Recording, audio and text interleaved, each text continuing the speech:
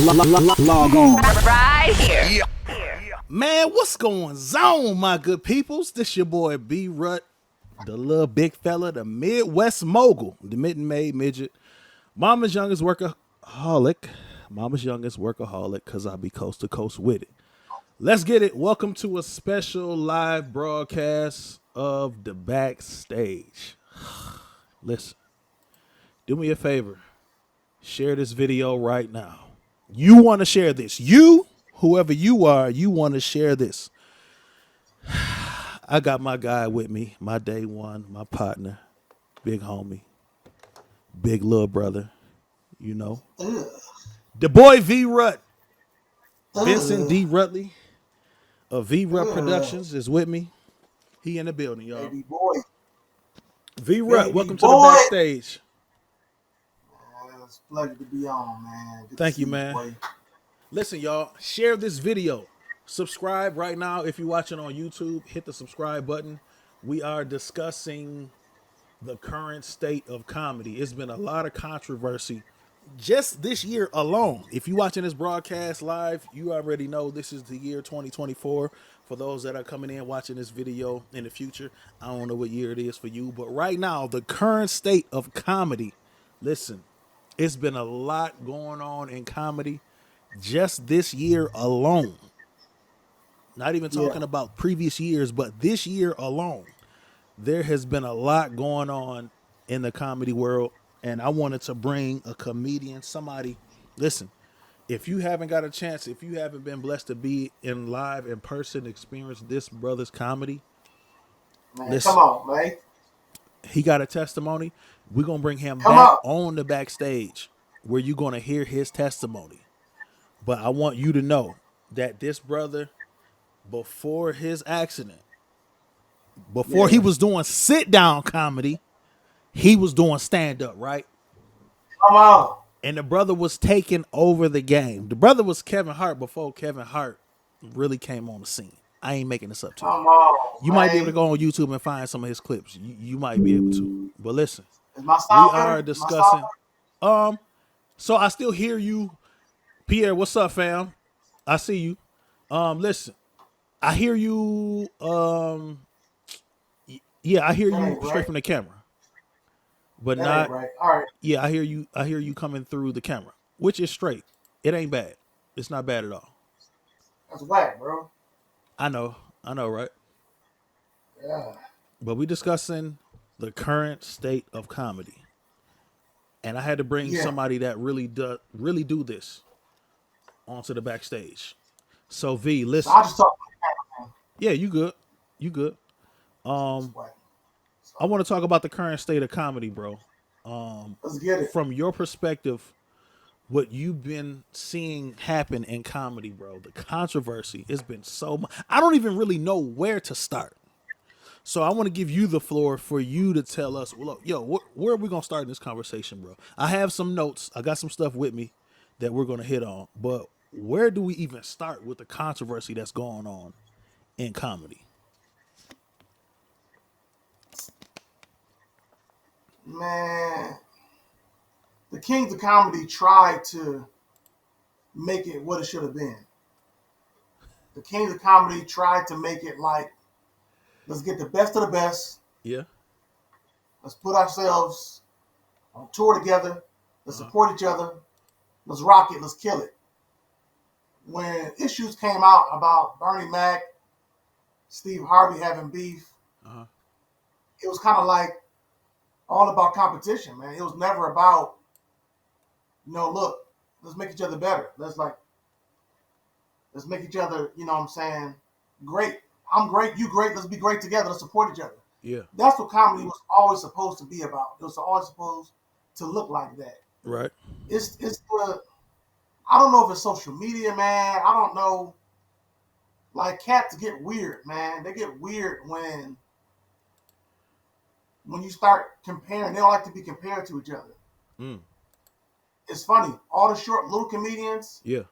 like there's a couple of little guys, Shorty, and what's the cat that was on a tour you just got done producing? Oh, Lil Duval?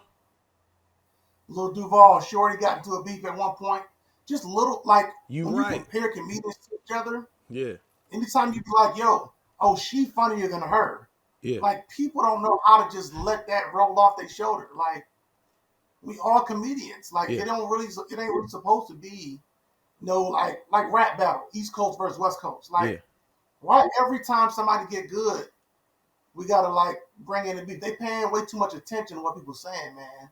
So the more that they did that, as years went on, it's evolved.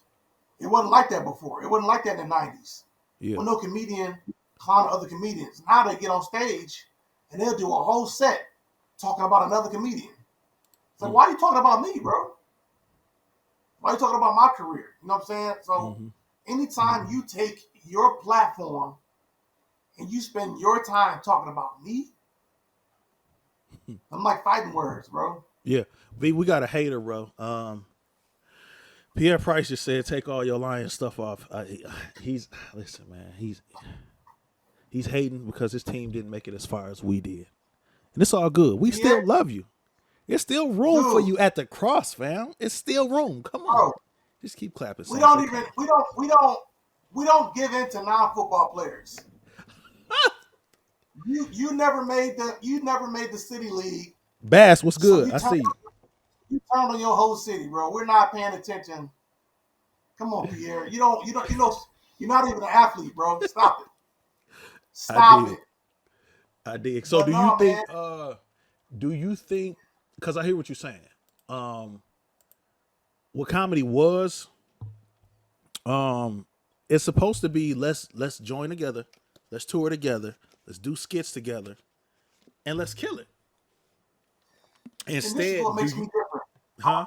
I think when your goal is to embarrass somebody else, it becomes a problem, man. Like, as a comedian, I talk about me. Yeah. I don't get out there in the audience and be like, don't get me wrong. I've had my moments where where you end his cats' careers. Listen, you know what I'm talking about. Seaton, what's good? I see you. Yes, sir. PNH done. I don't know what Pierre's talking about though, but listen. We're not here for that, bro. y'all go start your own podcast, man. Listen, get out of here. I gotta say this. V, I've seen it. I'm not saying this because he's my brother. Listen, beloved, please understand. I'm not saying this because he's my blood. I've seen, listen, you see my right hand. I've seen V end two comedians' careers. I've seen it. Dudes got on stage, bombed. Vinny came up, ripped it, got a standing ovation. I seen people dropping offering at Vinny feet because he killed a comedy set freestyling. Steve Mix, what's good? I see you. I know Mix. It's crazy, right? But listen, you was ending cats' careers. This was, if I'm not mistaken, correct me if I'm wrong, this was around the time of the accident happened in 2011, right? So this had to be like 2000. I was out of high school by the end. So it had to been like 08, 09, 2010. Within that 3-year run of you doing stand-up. Yeah. Am I right? About 2008, 9, and 10. It was 09 and 010 was really 09 and 10 was really when I really was capping. Yeah, I was going hard. Yeah. So but even when those comedians was like, yo, they took a hiatus, we ain't hear from them for like a couple years. Come on. You wasn't like going at them on no personal type stuff. Right. They families, their marriages. You wasn't coming at the comedians on no slick underlining, some personal stuff about them kind of. You wasn't coming at them like that. It was all fun and games. It was never personal for me. It right. was never personal. Like, I don't want you to think it's personal for me, because as soon as you think it's personal for me, you coming at me on some personal stuff, and then it's like, oh, now I gotta get you. Now I'm not a comedian if I don't. So it's like, yeah, man. As soon as you open up that door, man. Yeah. And I was never about that, man. Like, a couple of cats said some stuff backstage, and then I got out there on stage and was like, oh, you know what I'm saying? Yeah. Oh, really? And I said one thing, and then it was like, all right, moving on. But that one thing was enough. Yeah. It was enough to make them want to tuck their tail and hide, man. But Yeah. it wasn't personal. Right. It wasn't personal, and that's the word. That's the word of the day. When it comes to the difference between what we got going on now, it's like every generation, it gets more and more personal. Personal. Cats Yeah. like DC Young Fly. Yeah. DC Young Fly is a comedian that got famous off of roasting people. Roasting. That's what he do. Mm-hmm. That's all he do. So when you put him in a room with comedians that don't have that level of comedy, Yeah. where they can talk about stories, but they don't know how to roast, Yeah. they gonna feel some kind of way. You know why? Because it's gonna remind them all the times they got roasted in school and couldn't come back. All the times they got roasted by their big brother and big sisters and couldn't come back. When you get roasted, you freeze up, man. Yeah. But roasting is not comedy. Roasting is you know how to roast people. You've developed Freestyle. a muscle to make people look bad. That's not comedy though. Like so, Right. Cat's getting famous on Instagram for roasting people. Yeah. All due respect, it's funny, but that's not stand-up comedy. Right. So the question is, can you be just as funny in stand-up as you are roasting people on Instagram? Yeah. It's a difference. Tanya Gilbert, So I see you. What's But that? it's translating though. Yeah. Yo. But it's V. translating. So now cats are bringing that roast vibe into stand-up comedy, and that's not what stand-up comedy is. I kid you not, bro. So the comedy tour that's going around the country right now. Shout out to We Them Ones comedy tour. I had the opportunity to go to Atlanta. We was in like a big multi-million-dollar mansion for like 2 days, and I had the privilege of filming I've seen that. filming the promos and the commercials that's airing around the country right now for that. I kid you not. What you don't see in the commercial is DC Young Fly. He lit up Mojo Brooks from Chicago. Shout out Mojo. Shout out everybody on the tour. But Give us the story. it wasn't even personal. It was literally we filming DC, like it wasn't embarrassing, but he just like put him on the spot, like, nigga, who are you? Like in front of everybody. And we had to stop filming and do another take. It was just hilarious. Like he was just indicating like nobody know you yet. Like you don't even say nothing right now. Like it was hilarious, bro. We had to do another take. Huh? He's on the tour? He on the tour. This guy. He Okay, hilarious. all right. Yeah, Mojo Brooks, Chicago. Yeah. All right. But it was nothing personal. It was, you know what I'm saying? It was just a funny moment real quick. You know what I mean? A quick outtake. We hop back into filming. But so yeah, bro, like you said, it shouldn't have to get to the level of people crying real tears on social media. Cats calling each other out in the middle of their own comedy shows in their set, in front of the crowd, in front of the audience. This is real.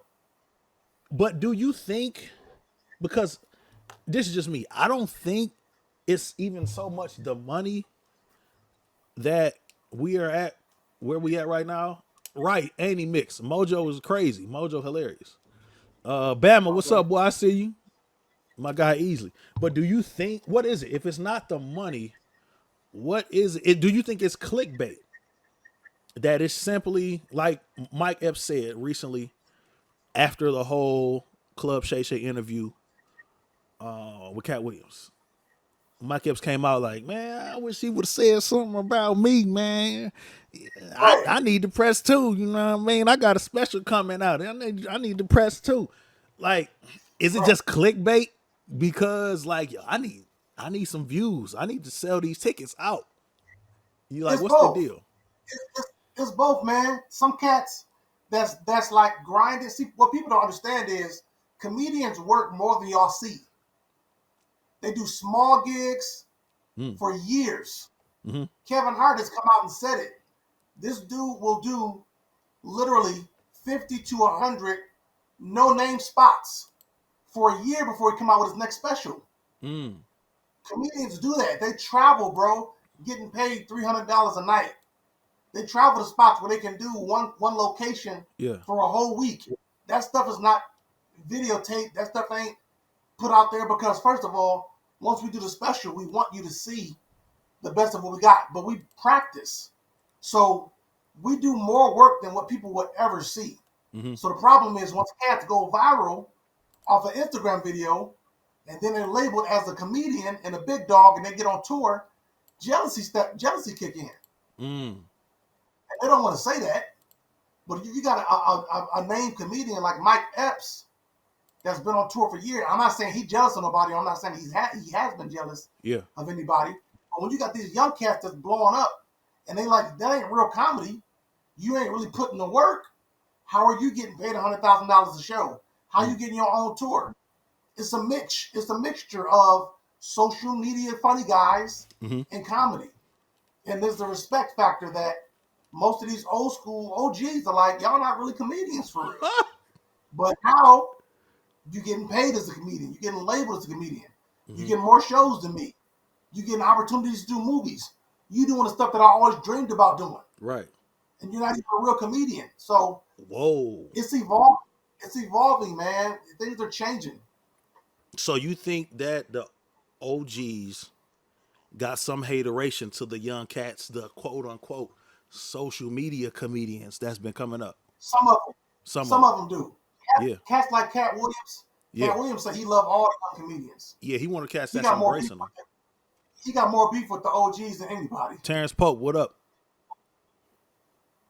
The family in here. Charles Thompson, what's up? I mean, it's multiple things, man. It's several things that cause comedy to be what it is. As a Christian comedian, I don't go after people. That's just, to me, people don't come to a church function and pay you to come in and talk about the people in the church.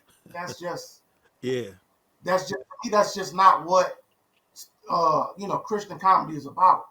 So I have enough stories. I have enough true stories. I have enough things to say about myself. I have enough things about what's going on in the atmosphere, what's going on in the room. So if I signal somebody out, I might talk about the pastor right quick. Yeah. Because everybody in the building, everybody in the room know who the pastor is. Yeah. That's something that's familiar. So I talk about familiar stuff. So I might be like, hey, what's going on, pastor? Oh, man, this pastor got a little slick shoes on. And everybody like, oh, we saw that. Oh, we see that. Right. Pastor, you be wearing medium shirts. Pastor, you done got buff. You got his Eddie Long shirt on. A little action figure over here with them little shirts, little medium. Now everybody laughing because they're like, Pastor, you be wearing them little shirts. Right. So it's like, I talk about familiar stuff, but I'm not going to embarrass you, though. I dig it.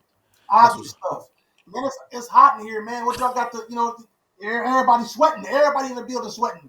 They all know it's hot. Right. I ain't even said a joke yet. I'm just talking about the familiar. You're laughing at something that we already know, that everybody know. Yeah. So it's, like, I don't talk about people. I talk about the familiar. So when you got comedians that come in there and they crack a joke on the last comedian, it's like, oh, now I got to get you. Yeah. They don't forget that stuff. They remember that stuff. Yeah. So it's multiple things, man. I don't ever consider myself really like a comedian because I don't do comedy clubs. Yeah. I don't tour. If I get a call, I do it. Yeah. If it works, if it fits, I do it. Matter of fact, I told my wife last week, I said, babe, before it's all said and done, I need to do a special. I need to do a 1 hour special. I dig it. Where I'm sitting down before I get up. Yeah. And I just talk about all the things that I've experienced in the chair. Yeah. I got a set right now that's out this world, bro, that I haven't even done. But it's all about those opportunities, man. Yeah. Just being able to say, you know what? I'm this kind of comedian. You got to make the decision if you're going to be that guy. But the problem is everybody's starting to put on this personal coat nowadays, man. I don't know why these cats feel like they got to go after each other in order to be funny. That ain't funny to me. It's just, to me, it's nonsense, man, to be honest with you. Do me a favor. It's nonsense. If you guys haven't got a chance to share this video, share this video. We getting ready to get to it. All right? We getting ready to get to it. V, something happened recently with Donnell Rawlings. I'm finna play this video real quick. I want y'all to see this. Donnell Rawlings and Corey Holcomb. Corey Holcomb was I don't know what city. I think he was in New York doing a stand up. I think he was at the Laugh Factory. I The don't know if Laugh it's New Factory, York. yeah. I don't know where it was at. But I just know he was doing the Laugh Factory. Bass, appreciate you. He was at the Laugh Factory, Corey Holcomb, and in the middle of his set, he thought that Donnell Rawlings left, but he was still in the room. And he commented and he gave his opinion about Donnell Rawlings, his comedy in general. And this is what happened. You ready, V? We're gonna show him real quick. Man, show it, dog. right. Roll it. You mild sauce, my nigga, mild. M-I-L-D. You catch up. You ain't hot sauce.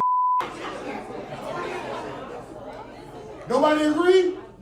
So I'm wrong. Okay, I can be wrong. I'm talking about, but we at the, what is this called? This is the Laugh Factory. We was at the Savoy, you wouldn't be able to be up here that long. The niggas be like, get your whole ass down, nigga. I came up in the hardest rooms in Brooklyn. And what happened? And you ain't never with them You rooms. just yelling. Calm Because down. I don't have a mic. I can talk to you straight up. You want to talk about it? You saying I'm mild. You saying I ain't come through the streets or the gutters is straight bull. And if you want to ask somebody, ask the mother that you know what I do. Dude. Ask them. Okay, all right. Listen. This be fair. Fair That's conversation. right. Ashley Larry, way to No. go. Ashley Let's Larry. be fair. Let's be fair and real. You say you keep it 100. Know how I get down. How? 32. I rip. You rip lights? I rip. You ask any ever see me bomb. Anybody. And you ask anybody that don't know me, I keep it gangster. I don't say you No, bomb. you trying to say I'm a bum. I ain't no bum. No, I didn't say And you bomb. that saw. Your is mild. It's mild. You know what? don't wanna rip You know what? on. You know what you're doing now? You're a provocateur. You know how to incite people. Ain't nothing mild about my. People look at you. Ain't nothing- If you was at the mall, they'll put you out with your hot dog in your hand. And guess what? You can say what you want to say. You calling me a mild comic is totally off. So you a strong I'm cop. a beast. I'm a beast. So that's Donnell Rawlings interrupting Corey Holcomb's set. So seeing that video for the first time, V, what was your thoughts when you saw that? Go. Man, I laughed, man. I feel bad for Darnell, man, because he got emotional. And you can't do that, man. He almost cried, bro. He almost cried. You think so? When he said one part in the middle, he was like, man, he almost cried, man. Yeah. Like as a professional, Yeah. you can't do that. You got to be willing to take hits on the chin. You got to be willing to take criticism, whether Yeah. they're trying to be funny or not. Cortez, what up? That's his opinion on me. Like I can't sit in there and react. I can't interrupt your set. First of all, I wouldn't want nobody to interrupt my set while I'm ripping the mic per se, or while I'm giving, you know what I'm saying, whatever I done worked on. Yeah. Now, Corey Holcomb is a bully. Let's just say that. Is he? Corey Holcomb has a podcast.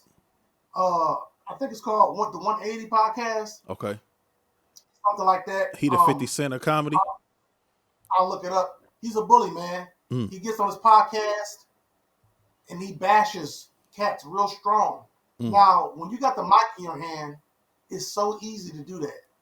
And what happened was Darnell got fed up. I don't know if they had any existing beef. Like I don't know if this previously? was something new. Yeah. Okay. But Darnell knows Corey a bully. And he know Corey go hard on the podcast. He go hard on the stage. And like there's another video where Corey did a response, and there's a video where Darnell did a response. And Corey said, I thought Darnell left. Right. I thought he was gone. So, and Darnell said the same thing. I was about to leave, but I was like, man, let me go sit down and listen to what he got to say. Mm-hmm. And he made it seem like he was sitting there to support. Mm-hmm. But as soon as Corey started calling cats out, you call this comedy mild. That sucks. Mm-hmm. So he had to make a decision. He sat there in the audience. People knew he was there, and they were like, dang, you gonna let him do that? That's peer pressure, man. You don't feed into that. You don't give into that. So the problem is comedy is turning into either you respond now, or you respond later. On And social media later. YouTube, they provoke it. Yeah. They provoke it. They said this, the Shade Room, TMZ, all these stations, all these channels. Yeah. Everybody feel like they are hosts now. These people ain't hosts. These people are controversial. They like to stir stuff up. They like to see what people got to say, man. So, they're pushing his button. So they made him, all the stuff that's been going on, they made him respond. But instead of him responding later, he responded now. And honestly, that's the difference between what they would consider a professional and an amateur. Wow. We got a comment. I don't blame him. I don't blame him for going off, but it just wasn't the right time, bro. You think he should have waited? What's the comment? How do you think he should have responded? To be honest with you, he definitely should have responded one-on-one after the show. Yeah. Also, it's fine if he's going to go on social media later and do a follow-up video. Mm-hmm. It's fine if you say, some of y'all seen the video where Corey Holcomb called me a mild comedy comic. Y'all know what I do. I ain't mild. This ain't no beef thing. But, you know what I'm saying? Like, I can't just sit here and let them call me mild. So I need my people to tap in. I need my fans to tap in and tell them what I do. I mean, there's ways to go about it, especially if you want to get clicks, if you want to get views. It's all about clicks and views for these young cats. But these old cats, man. Yeah, they want to throw. They don't really care about that. They want to. They don't really care about that, man. Yeah. They don't really care about that. They don't really care about, your video went viral for real. They care about, man, what you're saying is false, and you trying to make me look a certain way. Mm-hmm. And them fighting words. They want to pull up. At one point, Donnell said, he said, "I'm a beast. I'm a beast." I don't know if he was talking about just comedy at that point. He might have been talking about. I think he was. They know what I do. I throw hands. I don't know, but he got offended, man, and he responded like a fifth grader throwing a tantrum. He was he was mad, man. So it was tacky. I see both ways. Yeah. But I wouldn't have responded right then and there. Adrian Bass said this guy is trash though. He said something off about George Floyd at the end. Let me see. He said something about George Floyd, and even the crowd walked out. I don't think that was the same show. That's not Donnell Rawlings. No, that's not Donnell. I know the comedian he's talking about. He's talking about the dude with the dreads. Yeah, I don't remember his name, but yeah, he's a bum. That was a different show. He's controversial. He liked to mess with people. I know who he's talking about. Mm-hmm. I know who he's talking about. Yeah, that wasn't Darnell. I don't know if Darnell is mild or not. I never watched his comedy for real. Me neither. He got a new special coming out that Dave Chappelle executive produced, right? I'm gonna watch that. So I'm gonna watch that. I'm gonna see what's up. I heard on the Breakfast Club. No. Angela Yee show. He always on the Breakfast Club. He is. Angela Yee on her new show, she said that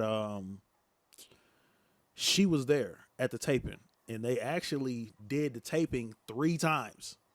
She said the first 2 times that they did the recording this not gonna be the one that's on Netflix. They did it a 3rd time. And this 3rd time, Dave Chappelle felt confident enough that this 3rd taping is gonna be the one that air on Netflix. Talking about Darnell's Angela Yee on her show. Let me see if I can bring it up. She said that this is the 3rd taping of Donnell Rawlings special. Do he have any specials out, bro? I don't think he had. Not right now. Not. He don't have one yet. Oh, Adrian said he thought that was Corey Holcomb, not Darnell. He said Darnell's always been funny for real. Darnell got popular when he did the Chappelle show. That's when I didn't know who he was. I didn't know who he was before. That's when everybody knows I'm rich. So Corey is controversial, but no, the guy with the dreads, and I can find his name out. He's the one that talked about George Floyd and people was walking out and he looked stupid. Yeah. He did a George Floyd joke. I remember that. but I know who you're talking about. So yeah, if that's true, what Angela Yee said, this is his third taping, and the first two Okay, didn't make the cut. Is that yeah, that ain't normal? no good. Have you ever heard of a comedian doing a special multiple times just to get the correct one that's gonna go to Netflix? Now, I've never heard of a comedian doing multiple tapings that never came to the light of day. Mm-hmm. I've heard about comedians having different takes on their live tapings, and they'd be like, "All right, let's change out the crowd and do it again," because obviously it's just like a TV show. Mm-hmm. You take the best takes, and that's what goes into the recording. So Yeah. some stand-up comedians, they don't just shoot it one time live and that's it. Like some of them jokers, they'll actually have like an like the intermission.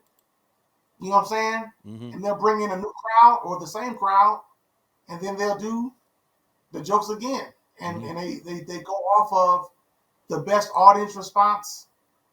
I got a lot of opinions about certain comedians, man. Believe it or not, Mm-hmm. as a comedian, I'm not a comic fan. Hmm. I don't follow comedians. I don't I don't like to use what they do as ammo or as motivation. I Yeah. just do my thing, man. And a lot of these guys to me talk about stuff that is vulgar, that's not funny. They cuss a lot, and that's not funny. So it's certain things that they use. My favorite comedian is Sinbad, bro. Clean. Sinbad. Don't have to The cuss to dude was be funny. sharp. Don't have to do nothing nasty. Mm-hmm. Don't have to cuss. He was sharp. He did freestyle stuff.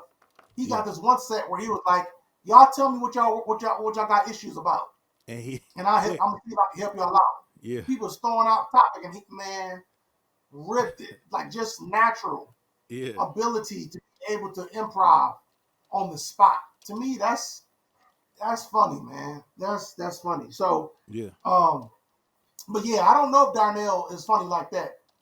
The truth is, though, for sure, he definitely not an A-list Yeah. comedian. I don't even know if he's considered a B-list comedian. Mm-hmm. Wow. Ricky Smiley is a B-list. Yeah. And he's a beast. And he's a B-list. And he's a beast. Wow. It's only a few of them that's considered A-list. To me, Corey Holcomb, Yeah. B-list. Yeah. People know who he is, especially where he's from, Atlanta, LA, when you go there, but the world don't know who he is. So, Yeah. I dig it. Hey, yeah, Mom, I man. see you. Yeah, Love. yeah. So, V, there was also a lot of controversy with Monique, not just starting this year with her Club Shay Shay interview, but Right. it really started about 10 years ago when she played the mother of Precious in the movie Precious. Yep. The controversy that sparked from her being quote unquote blackballed from Hollywood, if I'm not mistaken, let me know, was when she did the role of the mother of Precious. Right. A lot of people don't understand after the production of a movie,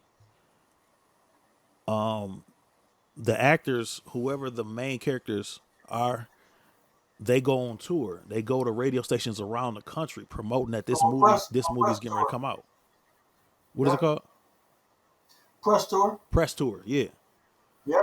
Yep. So when Lionsgate approached her and her husband, this is what she said on the Club Shay Shay interview.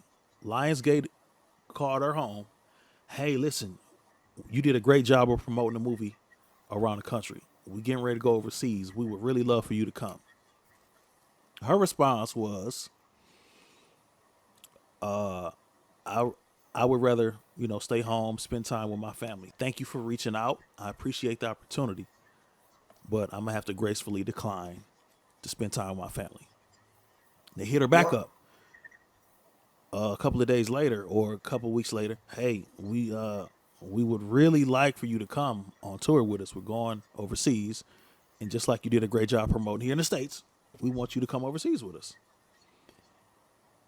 Her manager which is also her husband, said, babe, what you want to do? Same answer. We appreciate you reaching out. Thank you. But we're going to respectfully decline. I want to stay home Right. and chill with my family. Third time they hit her up. What we got to do? We need to get you, extra hotel rooms. You want to stay out wherever the country they was going to. You want to stay out there an extra week. We'll make it comfortable for you. Her husband said, listen, is there a dollar amount attached to what you guys trying to do? Oh, we don't never pay for, the promo tour, the press tour. Who are we speaking to again? The manager? Yeah, but I'm also her husband. Oh, you the husband. Oh, you the husband manager guy. Okay, so that's when Monique says, quote unquote, that Lionsgate started to put the word out. Her husband is her manager. He being difficult to work with. Is making it difficult for us to work with her. So, if I'm not mistaken, after the whole Lionsgate situation, that's when she had an encounter with TP, Tyler Perry. They were at an award show or some kind of show. She came, or his security. But don't forget, Yeah. This movie is produced by Tyler Perry and Oprah. So Yeah. even though Lionsgate is written out, Yeah. he's an executive producer. For- So everything that you're saying that's happening with the cause Yeah. keeps coming back and forth with him and Oprah. They finding out that she's not willing to come on tour. So Yeah. yeah. So after, they at the award show and Tyler Perry sent his people to go get her, she come in the back, you know what I mean? And they have a conversation. He like, listen, if you do this tour, you're guaranteed you're going to get a couple $1 million, like $3 to $5 million. If you get nominated, if she get nominated for an award. And then he said, if you win this award, then you guaranteed to get like $6 to $8 million for your next movie. Like, which I don't know if he was lying or not. I don't think he was lying about that. I think but was her going on this press tour attached to her getting that much amount of money for the next movie? There's no guarantee. The one thing that they can't do is they cannot promise you what's next unless it's a project that they're writing, that they're directing, that they're executive producing, that they're saying this role is for you. And even then, they still can't promise it. The problem with this whole situation was press tours are covered financially sometimes. Yeah. Most of the time, they are. Most of the time, these actors are getting an extra check to go on tour. Because you got to think about it. If I'm going on this press tour, I can't work other jobs. Right. I can't chill at the crib. I can't take a break. But a lot of times, when you sign up to do a movie, the contract includes the press tour. So once the movie is over, your contract is to go and promote this movie for some odd month or some odd weeks. They didn't do that for Monique. They didn't add that in the contract. Maybe because they didn't know how big the movie was going to be. I don't know. But once the movie blew up, and this was one of the most controversial roles she ever played. So she didn't just risk her career on the paycheck. They only paid her $50,000.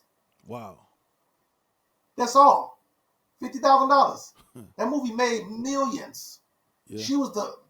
She had to play an abusive, drunk mother. She had to tap into a place that most actors don't want to go. So she already had to tap into that. And when you play roles like that, sometimes people are like, they can blackball you because of a certain role that you play. Yeah. So she took on the role. She delivered. They did not have the press tour contracted. So at that point, it's not an obligation. It's a request. Hey, Monique, are you willing to go on tour? Are you willing to go on this press tour with us? There is no dollar amount connected to it. Yeah. It's a request. Yeah. How is she being difficult by her saying, I just shot a whole movie. It took about 2 years, so I had to shut down other jobs. I think at the time she had twins. Yeah. Two little twins at the house. I got to spend time away from my babies. to do this movie, and now you're asking me to do months on the road across the country and on the other side of the world to do a press tour that I wasn't contracted to do? Wow. Thank you, but no thanks. I decline. Why are you asking her 3 times? If you want to say, what do we have to do? Bring her a new contract and bring her a dollar amount. Yeah. So I respect and appreciate the fact that she didn't become a victim in that moment and do that press tour for free and then go out there and start crying and saying, they don't pay nobody, they don't pay me no money. You said yes. Mm-hmm. You're not a victim when you say yes. Mm-hmm. No matter how many times you say it. As much as I love Taraji P. Henson, I think she's an amazing actress. I think she's a strong leading lady. Yeah. I think she could have played leading roles for a long time. I do think Taraji P. Henson is worth whatever she says she's worth. Yeah. The problem that I have with what's going on with Taraji is if you agree, you can't cry victim if you agree to this contract facts over and over and over again. Even if you say, well, if I don't agree to do it, I ain't getting paid. Well, how you going to get your point across? Right.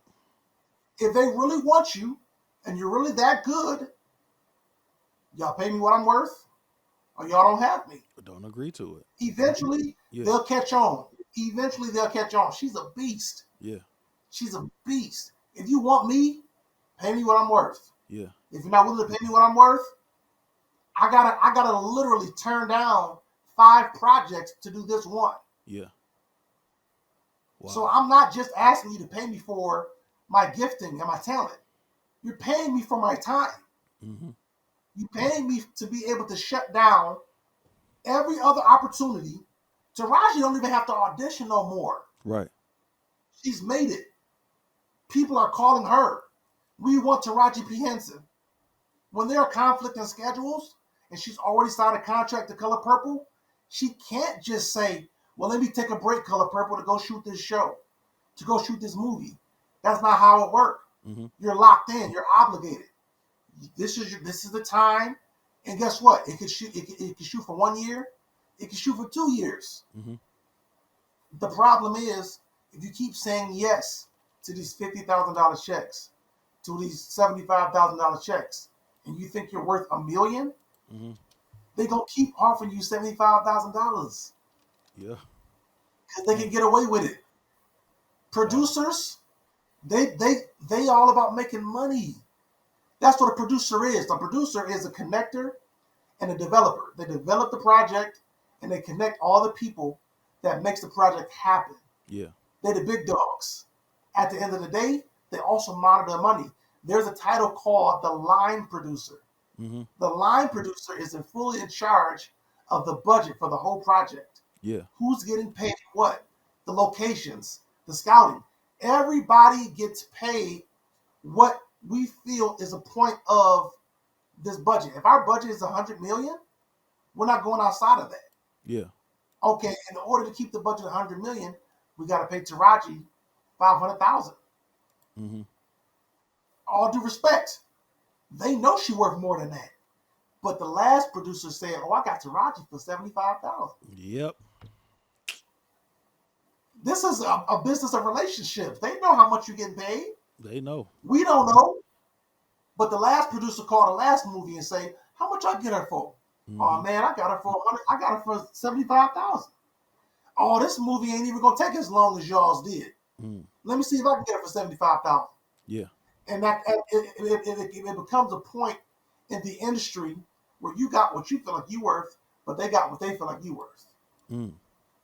That's why when Monique had the issue with Netflix on the special, I wasn't on her side about that. They put up the number that they felt you were worth for their business. Well, Amy Schumer got such and such million, isn't it? Monique has always been a controversial comic. Netflix said, when we look at our audience, most of our audience is probably not going to support this. Right. This is how much money we can make back. If we offer Monique $500,000, we guaranteed to make that back and more. Right. But if we offer her $5 million, it ain't a guarantee we're gonna make that back. And Monique could have said, you know what, Netflix, I'm worth more than that. I'm going to HBO. Mm-hmm. I'm going to Stars. I'm going to another. You don't have to take it. Mm-hmm. How are you trying to make us boycott them for them having a number that they feel like you're worth for their audience? What do you think some of the determining factors are when Netflix or these big platforms, it's really Netflix, ain't nobody else really offering comedians special deals.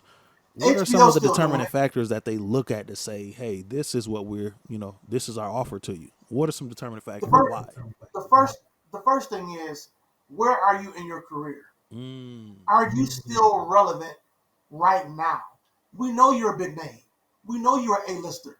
That ain't got nothing to do, what you did 5 years ago ain't got nothing to do with us releasing a special next year. So think about it. If we shoot the special in 3 months, we got to edit it, we got to produce it, we got to put it together. You know how it's going to back end.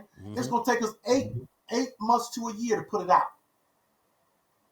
So are you going to be still relevant when we release it as you were before we even signed the contract? Is your name going to still be that big? Second thing is, do you fit our audience? If you only fit a portion of our audience, we're only going to offer you a portion of the cost.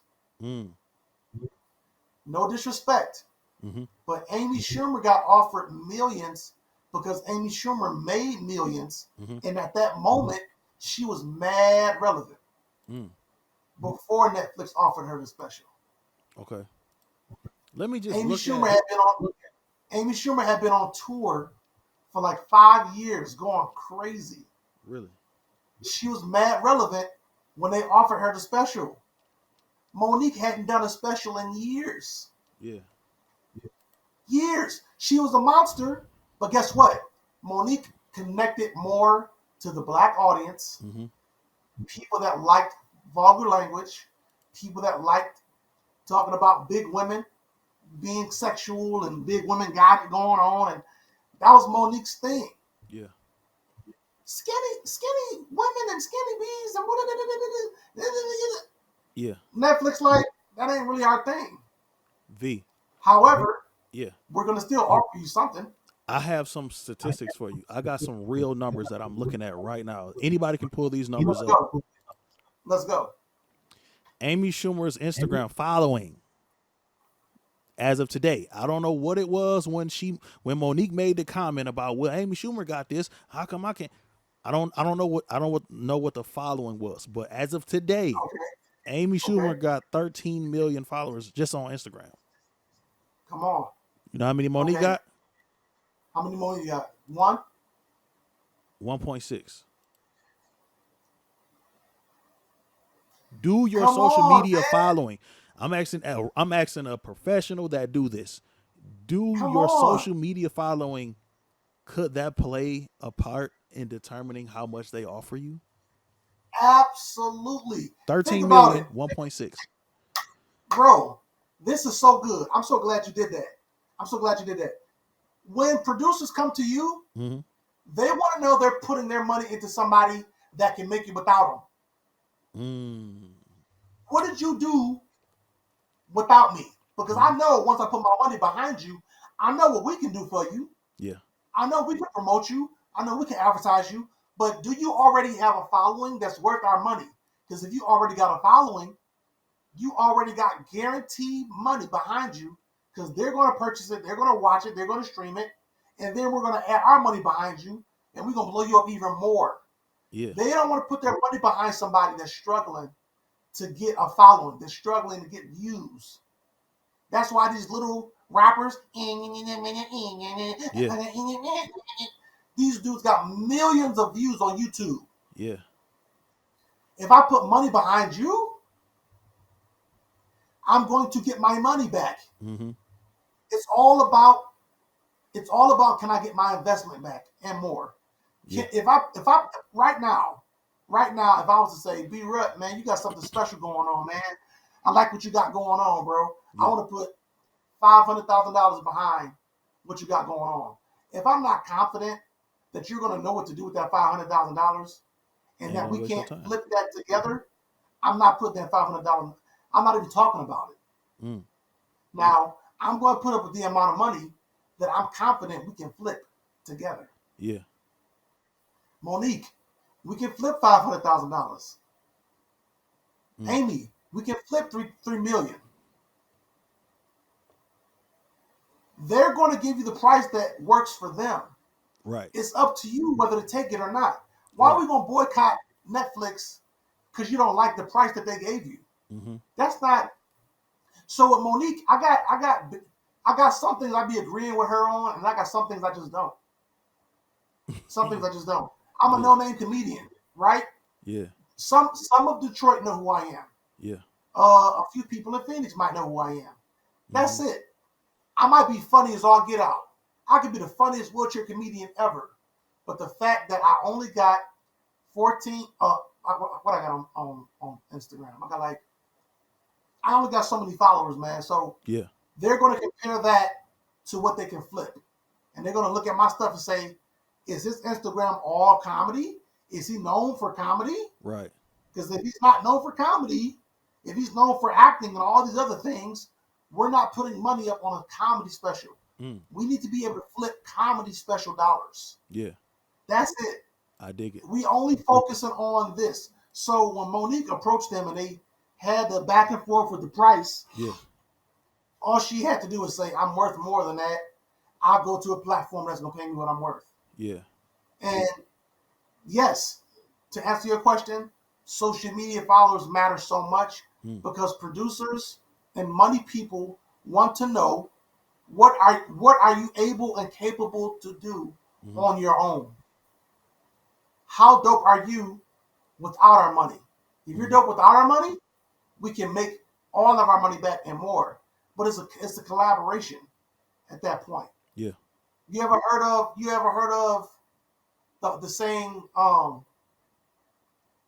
basically, well, it's not a saying, but there's a concept that your home don't claim you until you blow up somewhere else. Oh yeah, absolutely. It's almost like you got to go out and make a Absolutely. name for yourself in order for your city to be like, that's my dog. Yep. He from here. He from Detroit. Yep. He made it. Detroit will endorse you if you blow up on your own first. You got to prove yourself. So it's the same thing in the industry. Producers are like, prove to me that you're worth me put my money behind. I dig it. And at that time in her career, Monique was not as relevant to put millions of dollars behind it, and they couldn't guarantee their money back. So they went safe. Let's play it safe. We can flip 500,000. We can flip. That's what works for us. And let's say we can come up with a number. So Mom just said it works the same with radio and TV. Yeah, Absolutely. Wow, I got a couple It more works comments. the same. Bass said, go ahead. Mo ain't on the level that she once was. I feel like Vinny. If she didn't want to do it, then all she had to do was answer, no, I'm good. She doesn't feel that she lost a step, though. But she definitely wasn't on Amy Schumer level at that time. Yeah, it's true. Facts. Absolutely. Well, why are you throwing Amy Schumer's name in the mix? And you don't even know this girl. Like, she's doing her thing. She's doing her thing, you doing yours. So, I agree 100%. You taking a break? I don't know if you're taking a break or... Oh. I got my little Yeah. dude. Oh, it's about to get real good now. My little dude.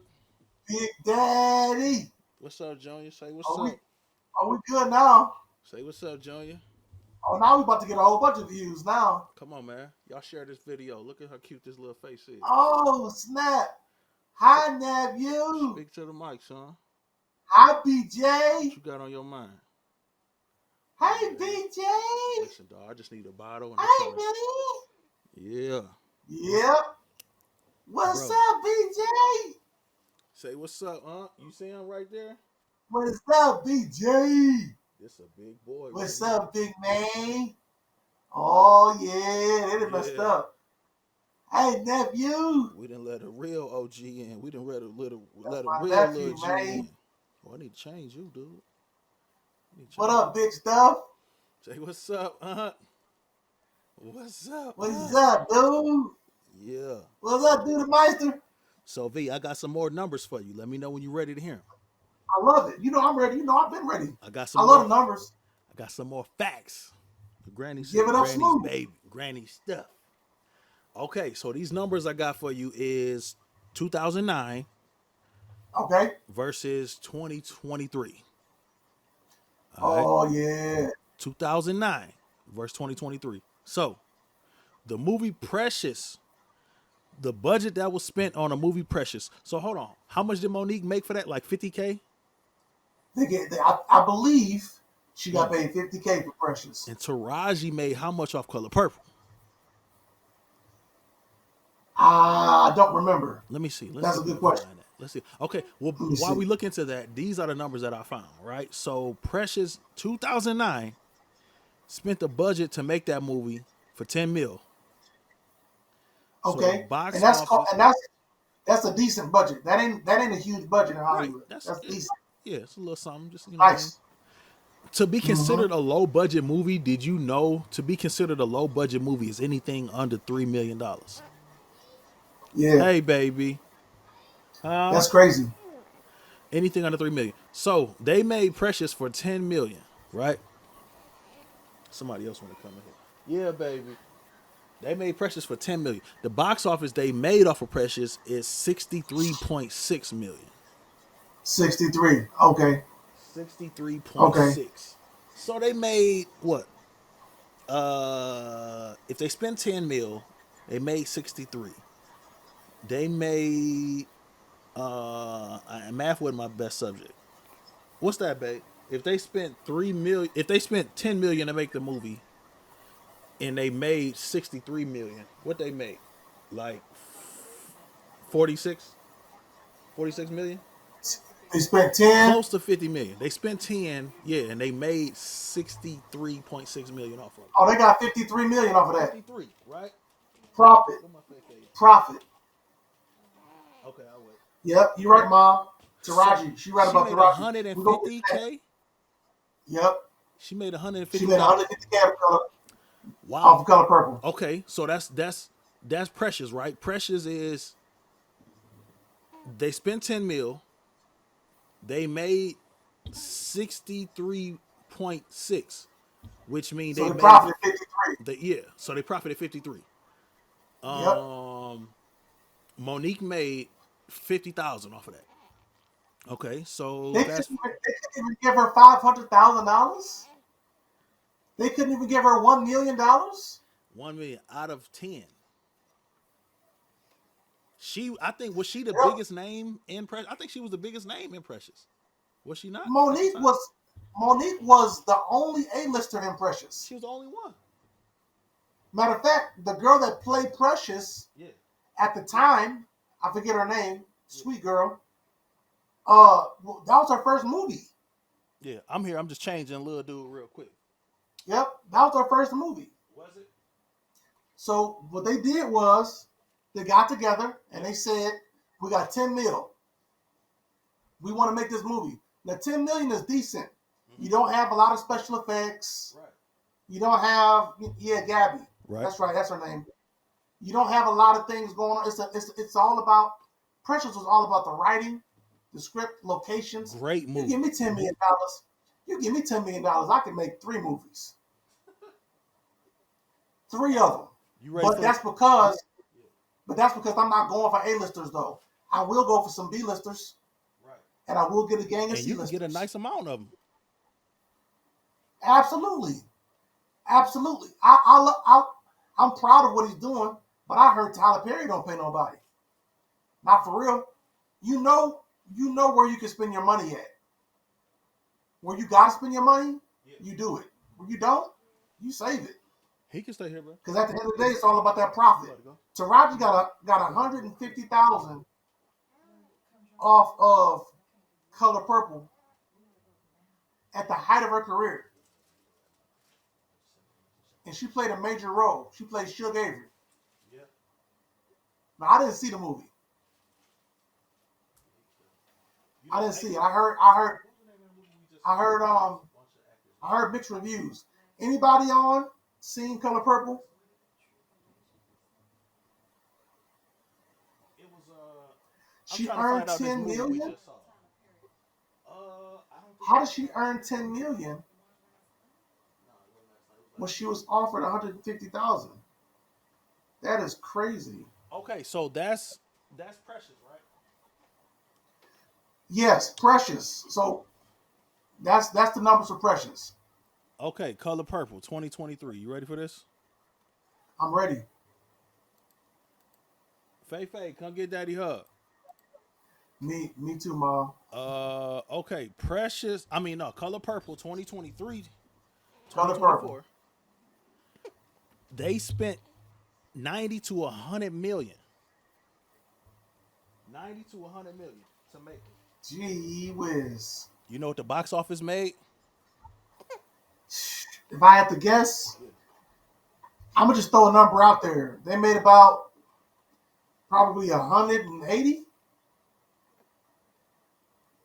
67.5 million. Woo! They spent 100, and then box office was 67. That ain't good. 67.5. They lost money. Dang. They lost about what? 23? Yeah, 23 mil? that's close to 30. 30, 67. 35? Yeah, that's about 33. No, that's no 60, Nephew! no 67. At 70, if it was 70 million, that'd have been 30. And I'm told I'm So it's don't about 30, quote me on about 30 this. something. I don't know how true it is, but what I heard through the grapevine is Oprah was trying to Hey, sue Taraji. What's up, boy? You see Uncle V? go ahead, get some, nephew. What you got to say, man? You ready for the first Ah, video shoot? ah. So, Get I'm a baby told that son. Oprah is trying to sue Taraji. I don't know how true it is. Hey, baby, get daddy a kiss. Give me a kiss. See, you gonna make me look up all these facts. I love you. Say bye, BJ. You gonna make me look up all these facts. I'm told that Oprah is trying to sue Taraji for the movie flopping. Really? I'm told that she's trying to sue Taraji because the movie flopped. I don't know how true it is, but look into that. They had a bunch of big names too. Bash, you talking about Color Purple? Yeah. Color Purple had a bunch of big names. Fantasia.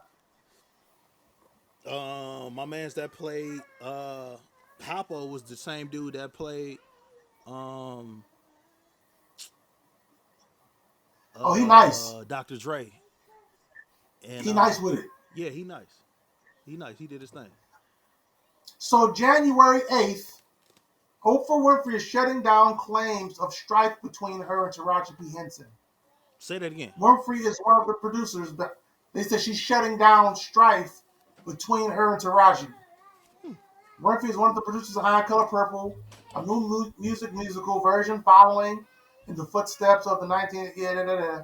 They're saying that she's shutting down claims between her and Taraji.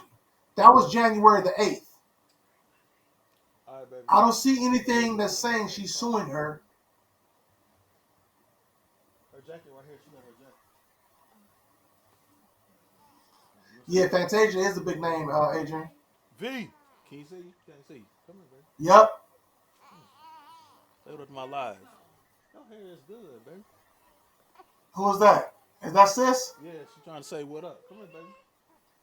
What up, though? Faye, you want to say hi, Uncle Vinny? Where you at, Faye? Look at Big. Right, What up, sis? Oh, you got been down over here. Where you at? Oh, come right here. Come here, baby. This way. There we go. Hi, Vinny. babe. Hi. Hi, baby. Hi. Vinny, you see him? Hi, Faye. Ooh, what's up, sis? You said, "What's up, sis?" How you doing? Yeah. Come on, Faye. Got I the love you. whole little big family. The Little Big Love Family. Hey, you. new podcast season 1 coming soon to YouTube. The Little Big Family. Tell him, Get him. son. What? Is he hungry, baby? He might be. I made him a bottle. I don't know where it went. I put his breakfast food right there Where? on the bed. I mean, milk. Okay. You ain't got time. Make me a little too, or just make me the whole 4 and I'll just feed him the 4. Bro, so Color Purple There's a YouTube video up. Mhm. I don't know if it's legit. What it's called? It says Oprah blames Taraji P. Henson Uh-huh. for Color Purple flopping, 100 million loss. That's a YouTube video up. It's about 13 minutes. I'm gonna have to watch this later. Yeah. And check the source too. Some of these people be out here, some of them I just know. be clickbaiting. You know what I'm saying? I know. Some of I these know. I don't trust half of YouTubers them. that be clickbaiting, I can't stand y'all. Can't stand yo. Because they'll put up a thumbnail and a flyer with Oprah on it, and Yep. she ain't saying nothing about suing nobody. Okay. Yeah, I don't think them claims are real. Okay. That's crazy. Yeah, I don't think them suing claims are real. So, But that's crazy. They lost a lot of money. Yeah. So they lost about 23 mil.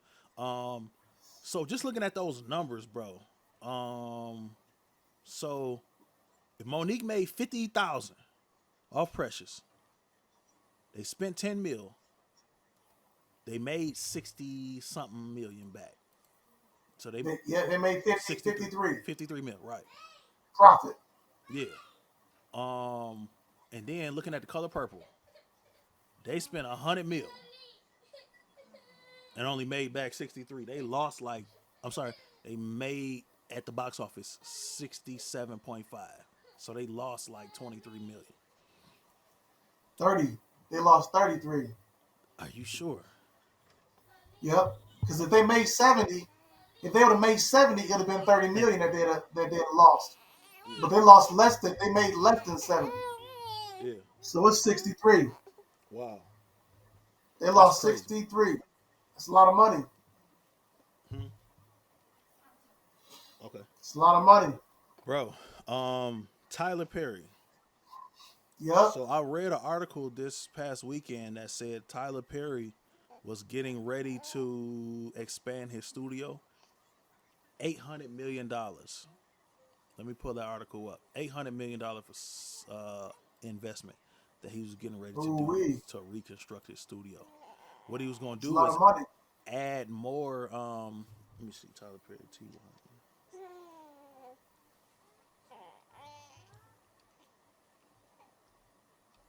Tyler Perry 800. I'm sorry, y'all. You good, son? You getting them facts in. I'm sorry, Little y'all. Big Daddy, man. I'm from Pontiac, man. We don't say 800. We say 800. 800 million. What's up, son? Okay, here's the article here. According to crowrivermedia.com. You want this bottle? Okay. Here. You don't want it? Did you see that article this weekend? I didn't see that. I think I heard you talking about it, though.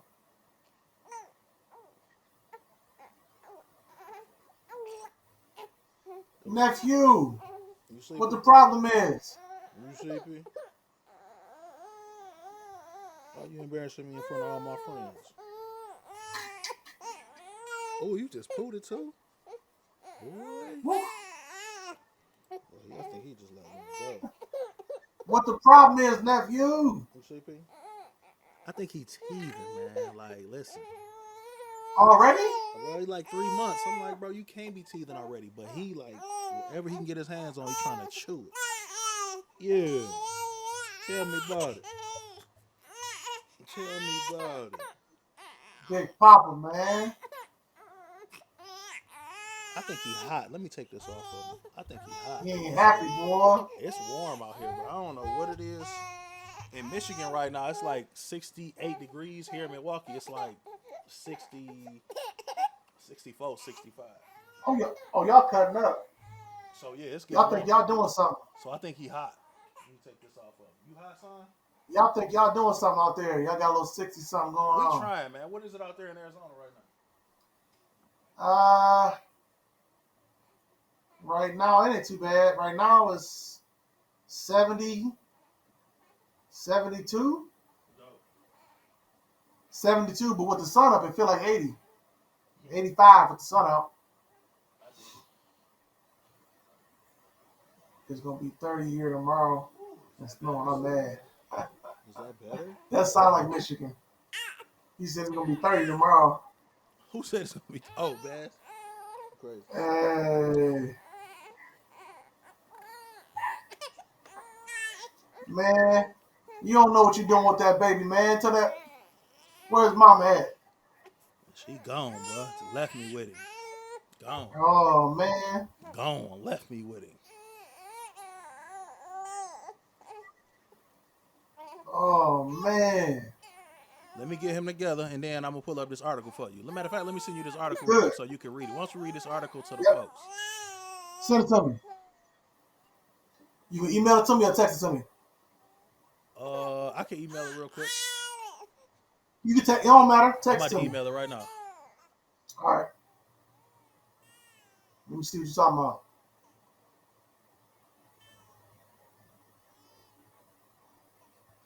Nephew cutting up.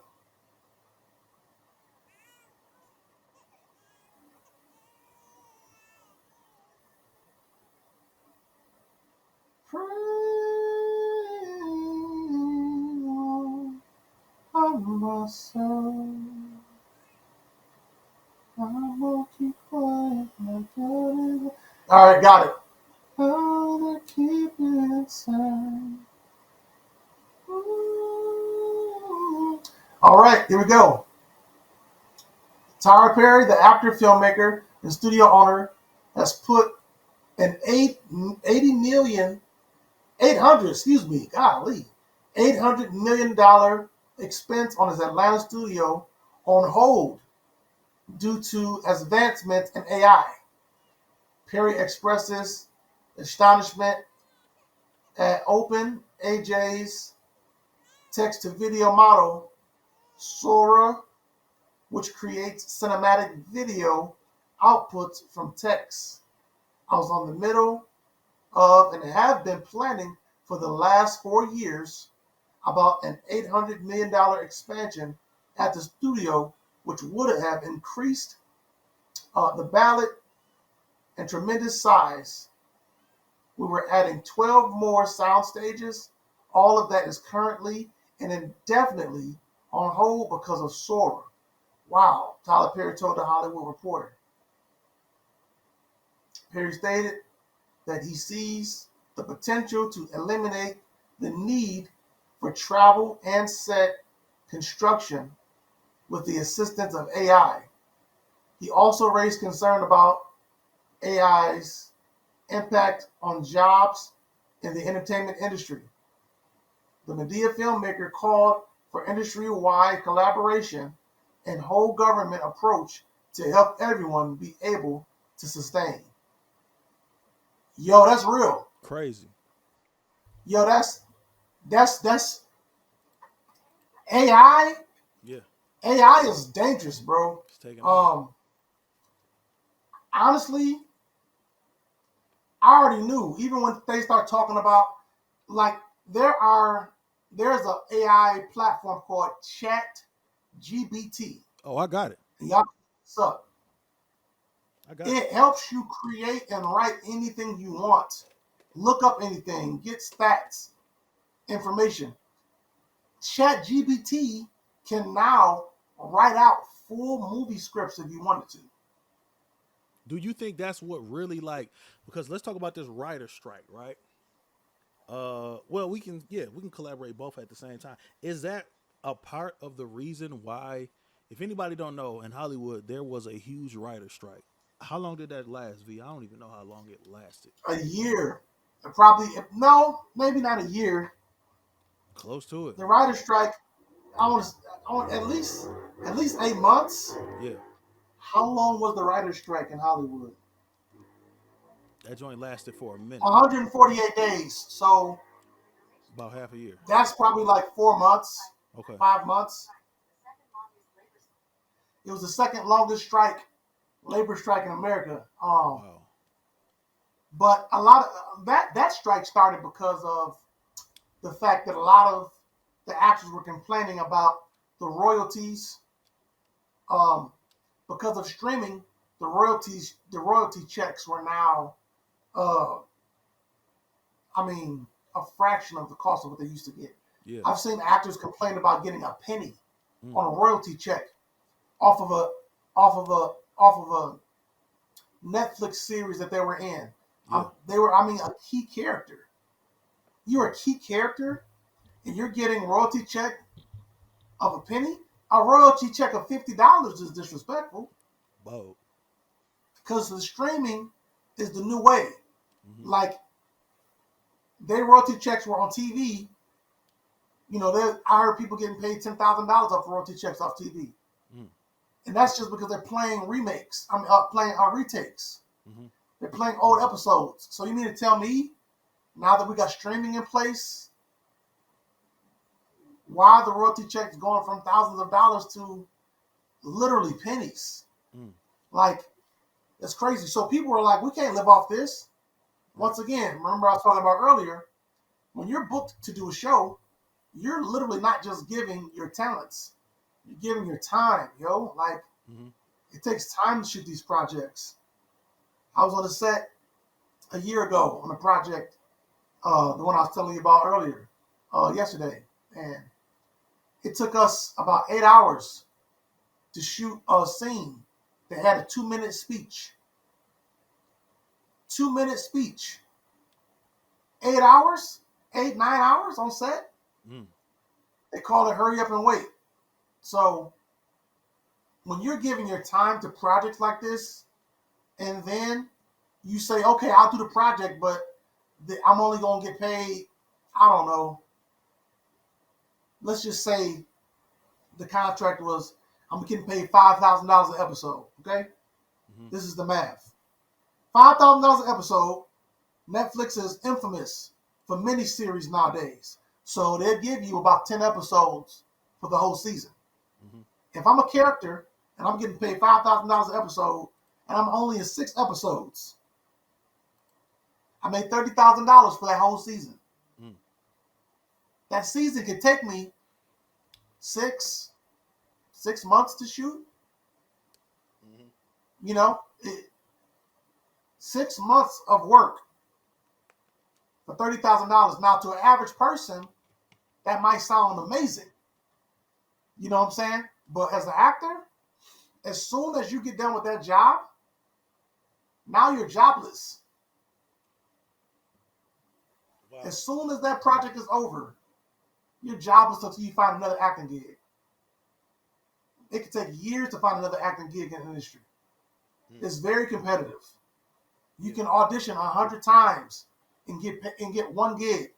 Wow. So if you're getting $30,000 off that show, off a whole season, you know what makes it worth it? Royalty checks. It makes it worth my time. Because while I'm waiting for the next gig, and you're streaming, and you're making millions, I'm at least getting paid for the time that I committed to the project. Yeah. $30,000 for one job for a whole season? When you got, what's the dude from, not Friends, what's the one guy had the show, this man was getting paid $1 million an episode, B. Who? Somebody on here know who I'm talking about. What show he was on? Frasier. Yeah. Frasier. Is it Frasier? What did he look like? This dude, I'm not thinking about the wrong name. $1 million an episode? That's some cheese. $1 million. He was the highest paid TV show actor of all time. $1 million an episode. But that's not the case for most of us. Mm-hmm. Most actors right now, I'm auditioning for some SAG-AFTRA jobs right now. Entry level, 5,000 episode. And once again, that sounds great to an average person. But when all you're doing is acting, when all you're doing is training and you're paying for your acting coach, and then you got to give your agent a fee, and you got to give your management a fee, man, that money goes quick. Mm-hmm. $30,000 can last. That's it, Mom. Jerry Seinfeld. Thank you. Seinfeld made $1 million an episode. Mom, how you be knowing these cats, Mom? What's Mom binge watching like a mug, huh? Mom can go on Jeopardy. I did. Mom can go on Jeopardy, low key. That's what's But up. Jerry Seinfeld, but that's not average. Jerry Seinfeld show worked up to that. Because at one point he was making, only so much an episode. Yeah. That's a big name. That's a big name person. Seinfeld. I dig it. Seinfeld made $1 million an episode. That's some bread. So he can live off that for a long time. He don't need a royalty deal. But for the average actor that's only making so much an episode, them royalties, that means something when they're waiting for the next job. Yeah. It makes the time that they put in on that gig worth it. So the strike happened because all these actors were coming out saying, like, why are my royalty checks so small? Is this real? Right. Actors was going on YouTube and going on Instagram and Facebook and they're showing their checks. Wow. So that was how the strike started. Mm-hmm. But there also became a writer's strike too, because Hollywood started to say, well, we can use AI to help generate some of these scripts. Man, let's talk about that AI situation, because it's scary, bro. It's finna get real scary out here in a minute. It get deeper than we think. Yeah, bro. So let me go back real quick to this article. Yeah. It's something that I saw that was like, whoa, are you serious? I don't know if y'all can see this in this area right here. Let me see. Let me slide up a little bit. Right under Tyler Perry. Okay, so what the article was saying is he was getting ready to add 12 more sound stages. That's what the $800 million was going to. 12 more sound stages. For anybody that's not too familiar with production, what a sound stage is basically a studio. A studio. Anywhere between, I don't know the square footage, but from 3,000 up to 50,000 square foot studio room. That's what a sound stage is. So he was getting ready to add 12. He been working on this for 4 years. That's what the article said. He was working on this for the last 4 years, getting ready to drop. Them projects take time, boy. What? You want to come back and see Uncle Vinny? He was getting ready to drop $800 million for 12 more studios on his property. But instead, somebody might have got to him like, hey, before you do that, let me show you this AI technology real quick that can probably save you. My boy. That can save you, you know what I'm saying, a couple $100 million. So because of AI technology, I'm an industry professional. I've worked on some movies. I've worked behind the scenes on live television broadcasts. So many different projects that I've been blessed to work on. What I know, when I went to film school, one of the classes that I took was for green screen, right? This was back in 08, 09, before all the AI conversation. So I learned how to shoot green screen. So I know for sure, it's talking about AI. It's not talking about green screen. But I'm pretty sure in order to have the people acting, and you have to shoot green screen. So green screen is definitely going to play a big part in the AI technology. I'm pretty sure that if he changed his mind to not drop 800 mil on 12 new sound stages, I'm sure that he can save a couple $100 million just by building one more soundstage, maybe dropping 30-40 million into that one new soundstage, investing in Right. not only AI technology, but having green screen rooms in that one facility to be able to do AI technology for upcoming movies. I'm pretty sure. So instead of spending 800 mil, he'll be able to spend just a fraction of the cost on a new AI technology studio or They renovating call it one he already have. text to video model. Text to video. So you mean to tell me now they got AI generated programs that can take your script. So they're not just capable of writing scripts now. They're capable of putting your script in a software Mm-hmm. and bringing a visual to it. So instead of you shooting, directing, and producing all these different projects the way we normally do with all these different people, AI can take jobs Yeah. and AI can do the work that thousands of people normally do Mm. by putting your script in that software and turning your script into a possible video. They take away the opportunity for the directors and producers to get together and do a shot list. You ain't gotta do all that. They'll give you concepts, Yeah. they'll give you their opinion on how to shoot a scene, So this is gonna get real how to shoot scary. a movie. Yeah. Man, this is ridiculous, So man. okay. So on one hand, a lot of script writers are gonna have to worry about jobs just because of programs like ChatGPT that can Absolutely. write entire scripts and treatments for you in seconds. Absolutely. And then Absolutely. on the other hand, In seconds. instead of needing 12 new facilities to do movies, for a fraction of the cost, you can build or renovate one studio and save money. So you don't. So less buildings you have to renovate or build. There's less people you gotta hire. A lot less people. You got people to build it, you got people to run it, Mm-hmm. and then you got people to do the job in it once it's up. Mm. It gets worse. Can it get worse? Let's go. It Let's gets go worse. worse. And then on the third, I've never seen anybody with three hands. But if you had a third hand, on that third hand, because of AI technology, what did they call it? What did they call it? What you just said they call it? Sora, Text to text to video. video. There might be some video editors or graphic artists that they might not have to pay. It takes hundreds of people, man. When you look at movies and you see all those names on that screen, Yeah.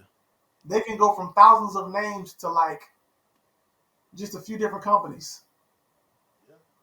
But it gets worse, and we're gonna have to do a follow up conversation because I gotta pull out in 10 minutes. I dig it. I dig it. Listen to this. It gets worse. Nowadays, when you pay attention to these apps, these designers, Mm-hmm. you can't really tell what's real and what's fake Can't even tell. because AI generated. AI will take a 300-pound person and make them look like a superhero in the picture. Mm-hmm. I've been tricked so bad. I'll be scrolling on Facebook and be like, yo, when did she lose all this weight? Mm-hmm. Oh my goodness, she look amazing. And it took me 3 minutes to find out that was an AI picture. Right. Stop playing. Playing. So here's the problem. Actors in Hollywood are now afraid that AI generated programs can take their likeness, can take their voice, and the Hollywood studios can use AI to use Kevin Hart's face on an average person's body. Chill out, bro. And now they're trying to say, oh, we're going to pay you, but they're only going to pay you a fraction of the cost because you no longer have to be in the studio or on location. They can get a double to stand in. They call them stand-ins. They can play a stand-in, an hourly rate or a daily rate to play an action role and put any actor's face and voice on top of that character, and they'll pay you a fraction of the cost just to use your likeness because they don't have to have you in the studio or on location no more. So Hollywood is bucking up against that. They're trying to find a way to cancel that. I don't know how they're going to find a way because AI is already in there. So that's basically saying, okay, Vincent Rutley is a no-name actor. Let's put an A-lister's face on his body and pay him a couple $1,000s to come in and play this role. And they only tell you, Hollywood only tell you what they want to tell you. Yeah. They don't give you all the details of the project if they don't want to. I was on a set. I think I told you about this yesterday. Mm-hmm. I got booked for one of my first Phoenix movies. The email came in. This wasn't with my agent. This was before I got signed with my agent. This was just like a Facebook group. And I got a chance. They were like, hey, we're looking for actors to come in and do this, do that. We're looking for extras for a student film. I said, you know what? This is cool. Give me a chance to get on set and learn some things, meet some people. I'll go out to this set. Everything about this project looks like a real deal movie, except the fact that they told me it was a student film. So we on set, man. They setting things up. And one of the actors was playing like a security guard in the movie. And I was just an extra. I played like a scientist or something like that. And the director came over to me and he was like, hey, look, I like your look. I like your personality. I like your chair. I want to put you in the shot. I want to get a close-up of you. When the lady say this, I want her to walk over to you and we're going to put you in the scene. I'm like, cool. So they putting the camera around me, getting the lights set up, getting me mic'd up and stuff. And I asked one of the assistants, one of the production assistants. I was like, so y'all been shooting all week? He's like, yeah. I was like, do you go to the school? You go here to the college? He's like, what? Why you say that? And I was like, yeah, because it's a student film. You know? This dude was like, nah, bro. This is a Netflix original movie. I said, they told me it was a student film. Wow. They told me it was a student film for two different reasons. First of all, they didn't want nobody to ask about getting paid because we're shooting a Netflix movie. Even though we're extras, Hollywood pays their extras. So if you cover it up and say it's a student film, nobody's going to ask about money. That was the first reason why they didn't say nothing. The second reason why they said it was a student film is because they had been shooting this movie for 7 years. And they didn't want the information or the title or the location to get leaked by Phoenix, Arizona extras. They wanted to keep everything confidential and hush.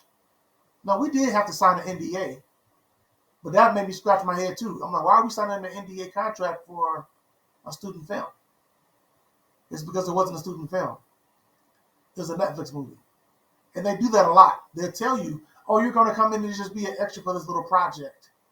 That little project can end up on Netflix, made millions of dollars, and they got away with not paying you because they told you it was a small project or a student film.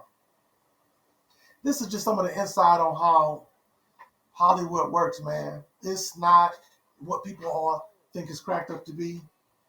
It's not always sweet. You know what I'm saying? That's why I want to create relationships and opportunities where I can write, produce, direct my own projects without worrying about their agendas being attached to it, without worrying about their say-so and where it's going to be released and how it's going to be released. And if we pay for it, we got to do this. We got to put that in there. No, I'm straight. I'm good on partnering with y'all. Teach me how to get the money. Teach me how to produce it the right way. I'll use your money to shoot it, but I don't need your partnership. Yeah. Because they got ways in there, man, that will destroy your project. And Yeah, AI is taking over, man. It's bad. Hmm. It's bad. But that's the problem with man-made stuff. Man know how to jack up something good. Yep. And it's all about the money. It's all about how to save money and how to make money. Is there They don't any care way? about these actors like that.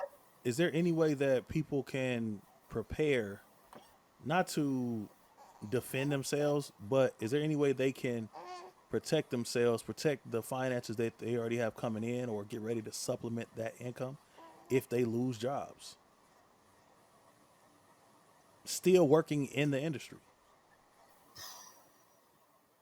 I think that's the problem with being an actor. If you're only an actor, you wait for the next job. If you're a producer and writer, you create the next job. So if you want to make more money and save your career, don't just be an actor. Be a producer. Whether you're an executive producer or a line producer or just a regular producer, there's about 5 different producers that do different things. But that's the value in filmmaking, is being a producer. I'm finding more and more projects have more and more producers on there because they develop the project in many different ways. As an actor, the only way you can protect yourself is becoming a filmmaker and not just waiting for the next project, but creating the next project. Whether you're writing it, whether you're directing it, or whether you're producing it. Get your hands in that way. Besides that, just being an actor ain't gonna be enough because they can get rid of you just like you. As the actor is just like an NFL player. Yeah. You get hurt, you get injured, they're gonna replace you. You're not available, you get pregnant, they're gonna replace you. That's it. That's it. They gotta find a way to make their money back, and they'll do it by any means necessary. The show must go on is a real thing. It's a real thing. So we gotta get on for a part 2, man. I dig it, man. Thanks for coming on to the backstage, bruh. This was fire, bro. I love it. Absolutely, man. We're gonna do this again, man. Much love, much respect, and cannot wait to see what's next for V-Rut, man. What's next for you, bro? Uh, Filmmaking, man. Filmmaking. I'm doing my acting thing. Like I said, I'm blessed to have an agent here in Phoenix. I got an agent in LA. I'm auditioning like crazy. Um, I just saw 2 huge projects come out on TV that I auditioned for a year ago. So I'm not discouraged. It's very competitive. It works like that. Just to know that I'm that close is exciting. But I'm writing. I'm doing a lot of writing. I'm partnering with a lot of key people that I'm getting a relationship with. And I'm just learning, man. I'm producing my first book right now. Writing my first book. Hoping that it'll be out 2024. Very excited about it. Becoming an author. So it's a lot of new things to look out for, man. Make sure you follow me on Instagram, Facebook. Anything that's happening with me is being put out on my Instagram and Facebook. Yes, sir. Always. Where can they follow you at? What's your tags? Vincent Rutley. No nicknames. No dots and dashes. Vincent Rutley. Facebook, Instagram. I don't do Twitter. And I don't do Snapchat. They dumb. Dope, man. Bass said he proud of you, man. Thank you He so said much, proud big of bro. y'all, man. Appreciate you. Love Thank you you. much, bro. Let's Thank catch you up. to everybody that watched, tuned in. Junior still got something to say. Thank y'all so much for tuning in, man. Listen, share this video. We're giving some insight, giving some facts, some Julia! numbers on the film industry and the current state of comedy. What's happening, man, in entertainment. Hey, listen, on Monday nights, if you're available, check out the Backstage podcast on YouTube. B.Rut Productions on YouTube. B.Rut Productions. We got so many more episodes that's finna drop this year and every week. The Backstage. Again, thank you, man. Share this video. Comment down below what you think about the current state of comedy. Go ahead, close us out, BJ. Go ahead. Go ahead. Soon as I pick him up, he good. See how he BJ. I think he made for the Hey, camera. man. You built for the camera, dude. As soon as I pick him up, he good. As soon as I take him out the way, he want to cut. Hey, BJ. He just want to see stuff. Hey, man, just nosy. Just nosy. He just want to see stuff. You know what I'm saying? Hi, nephew. I think he taking a good one on the low. I think he taking a good one. Because he grunting like, Yeah, you feed him all that baby chicken, man. hey, man. If God made a better bird, he kept it to himself. Hey, boy, get out there, get to that meeting, man. I appreciate you. Love you, man. This Much is solid, love, man. Can't wait to get back on with you, baby boy. All right, bet. Until next time. Appreciate y'all.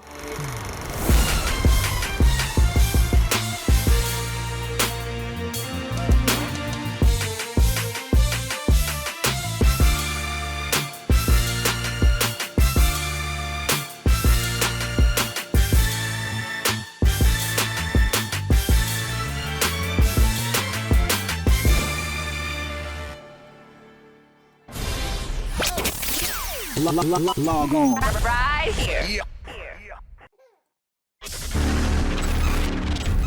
B.Rut Pro.com